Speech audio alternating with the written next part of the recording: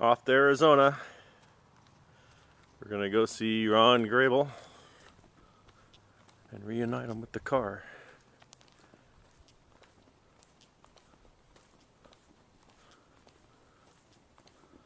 There she is, ready to go.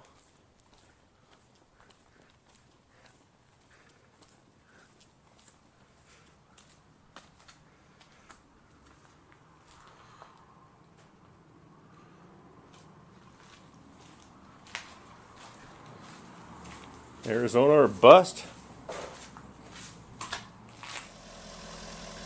Well, it's 4 in the morning. We're all loaded up, ready to go.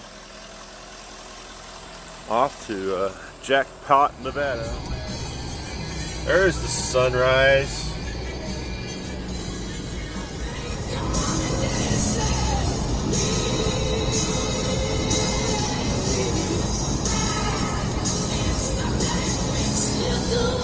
Zoom along next to a river. On our way.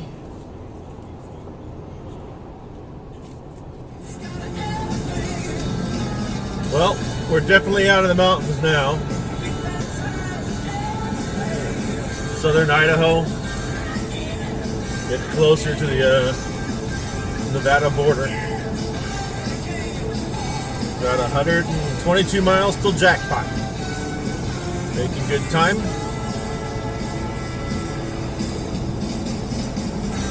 Still need to get the truck washed. Big long stretch down in southern Idaho. I thought maybe I'd just give my little 2 cents how I feel about this trip. It's been an honor to restore this car. Glad that I was able to be the one to bring this one out of its grave. Considered lost. And now definitely found and been pedigreed, and it is the car. It'll be an honor to meet Ron Grable. The man was a driving genius. Rain everywhere, but here. Maybe if I don't wash my truck, keep it dirty, it won't rain. And I guarantee if I do wash it, it will. What to do, what to do.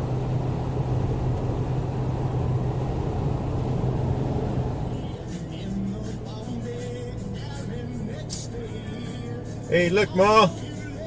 I drove the state of Idaho in one day, lengthwise. Well, here it is. Jackpot. 3 o'clock, 11 hours to get here.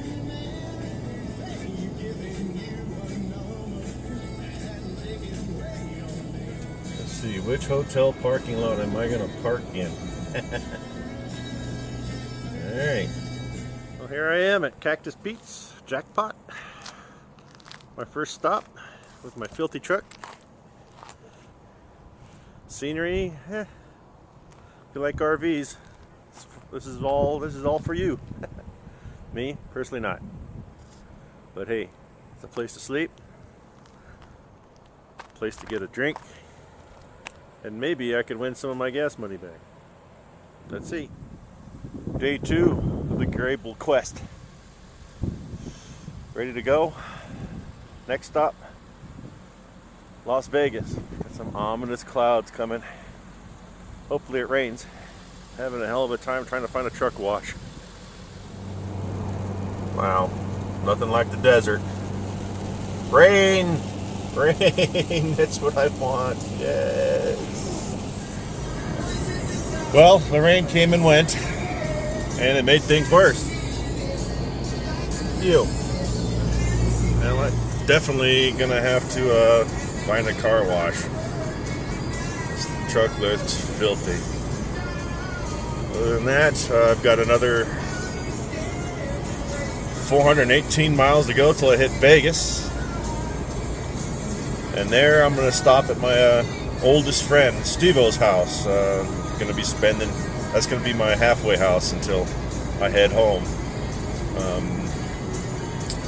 Known Steve-O since I was 6 years old. So when I say he's my oldest friend, I don't mean he's the oldest of my friends. He's the friends that I've known the longest. Wells, Nevada. Got a car wash in the middle of the desert. Awesome. Don't have to fret about that anymore. Not much of a town. Pretty much just a little truck stop. 2 whorehouses. And 3 gas stations. Looks like pretty much it. Well, you would have guessed it. The cheap one took my quarters, and so here I am at this washing facility. Still in Wells.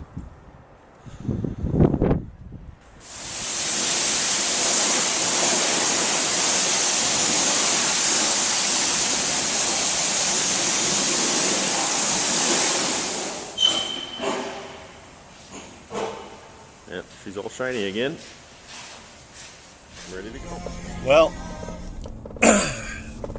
that cost me $60 to get the car wash, but at least I didn't have to do it. Or, I mean, the truck. Other than that, I did spend $200 at the casino last night and won $400, so I'm still ahead. Still up $140. So I consider that a free car wash. Yep, this is what I've been looking at for the last 2-3 hours. Nothing but straight road for miles.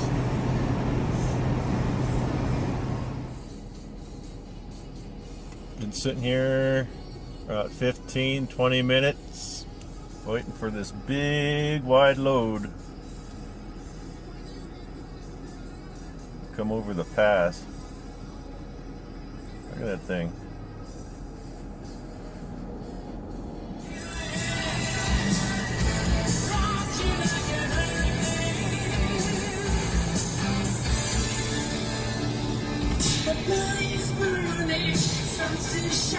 My favorite part of the trip right here, going through this canyon.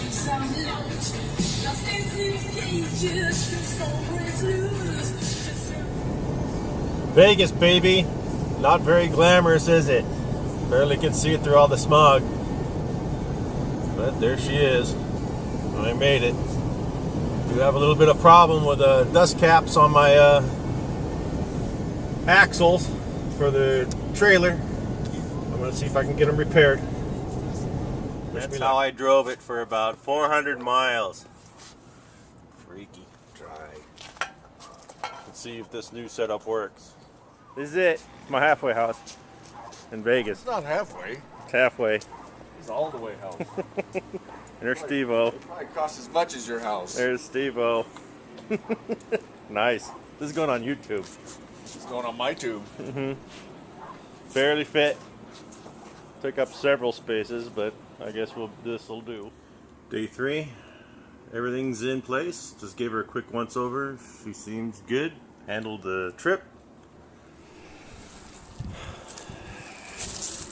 Got new dust caps. Kind of big and gaudy, but it's the only thing I was able to find in Vegas. That was crazy yesterday, but I was able to get it done last night. I think I'm okay to go. Beautiful day. Ready to go. So, next stop, Prescott. Here I am, only 3 miles away from Ron Grable's house. Here in Prescott, Arizona. Beautiful area. It'd be under-exaggerating if I didn't say I was extremely nervous right now. Oh, I hope I do okay with meeting this man and interviewing him. Saying that I'm not a professional interviewer. Boy, the butterflies are just intense. Almost there. Only 1 minute away.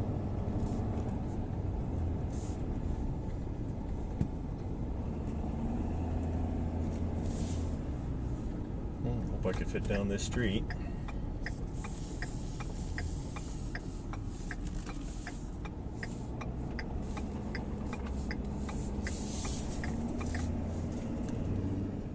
We're here. There's the Grable family and friends. Just unloaded her. I guess next I'll be talking to Ron. That is a neat little car. I like that. See, it's hard to imagine, as big as he is, fitting into that one, right? Where do you put yourself? Where do you go first? Yeah! Super. God, I couldn't even fit in this. You were pretty skinny back then. Skinnier than I am now. Yeah. Yeah, you were really skinny back then. So Ron, how's it feel to be next to her again? I'm talking the car, not the Yeah, he's the next man up. I like to take it around the block. You'd never do that. I never get out. You'd never get it out, yeah. Yeah, I was going to say, we can help him in, but I don't know about getting out. Probably pull a shoulder loose. Yeah. We'd have to get the fire department down here to help him out. No. That's right.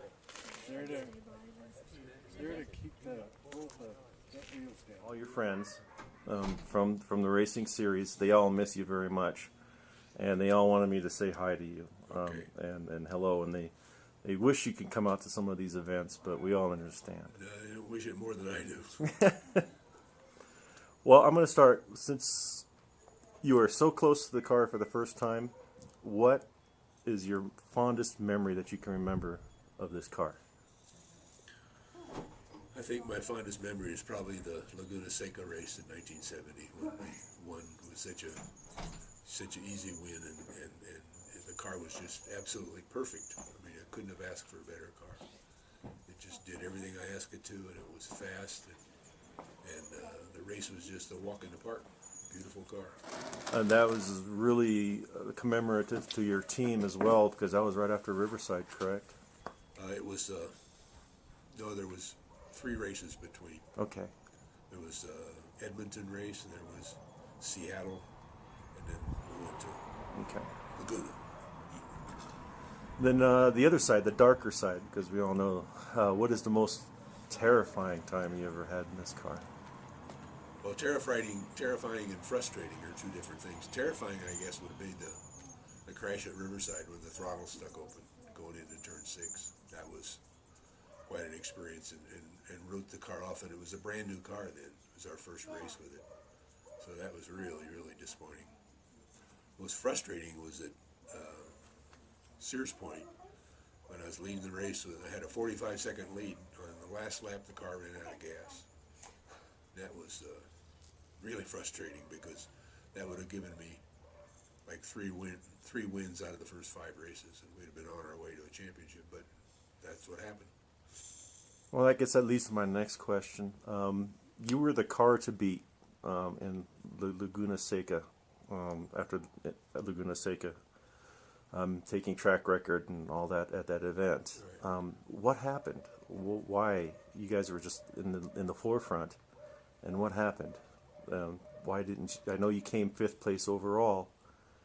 Well, we didn't get to go to the whole series. We ran it, like you say, we were the car to beat at Laguna. We were car to beat at Sears Point.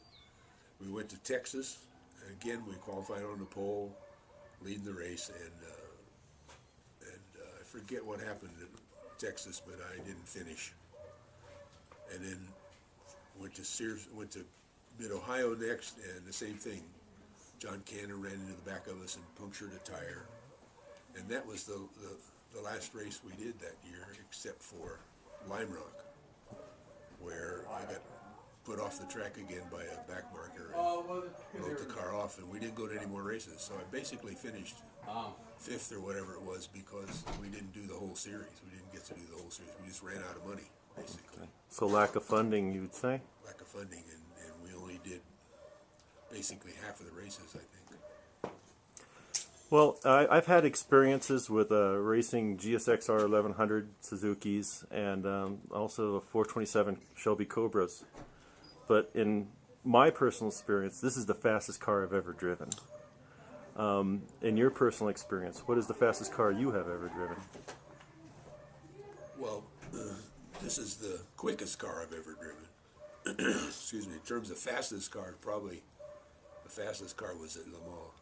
Wrote that because that was when the straight was 7 miles long, and so top speed was just basically pretty much unlimited. And I drove a Corvette there, which was going quite a bit over 200 mile an hour. So that was the fastest car. But definitely the Lola was the quickest accelerating and handling and braking and everything else. Okay.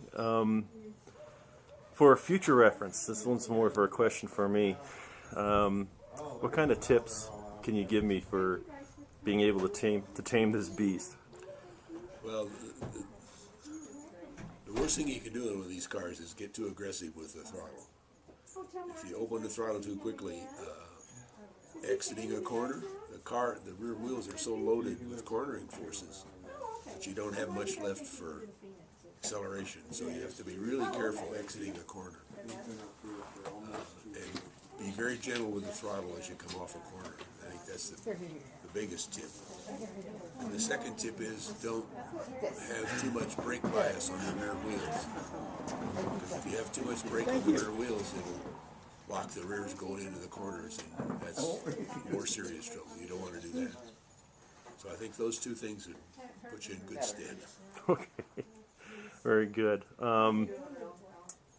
Well, I guess my final question would be, you were there during the time period of some of the greatest American racers, such as Mark Donohue and George Fulmer, just to say the least. And what was it like to actually be out there before the cars have gotten so sophisticated, where you're actually like man against beast? How was that racing? That's something that nobody will ever be able to experience again. So That's how did true. that feel? I think some of the best drivers in American history were driving in that time, like Donohue and Fulmer, the two that you mentioned, and Andretti, and some of those guys were just spectacular. I think the best of the lot was probably Mark Donohue.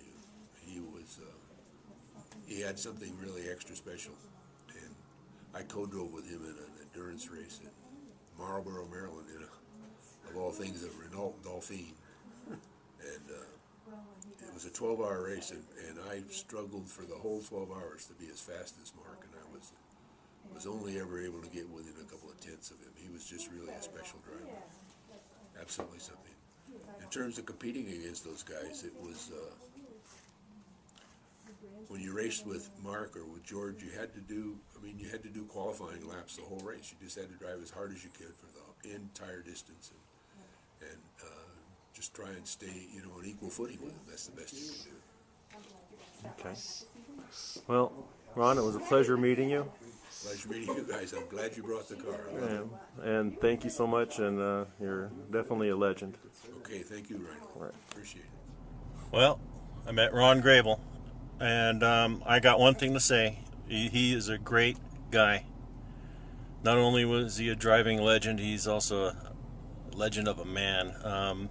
He is kind-hearted, a good soul, and I just wanted to say this while I still got this all fresh on my mind and still am reeling from the experience.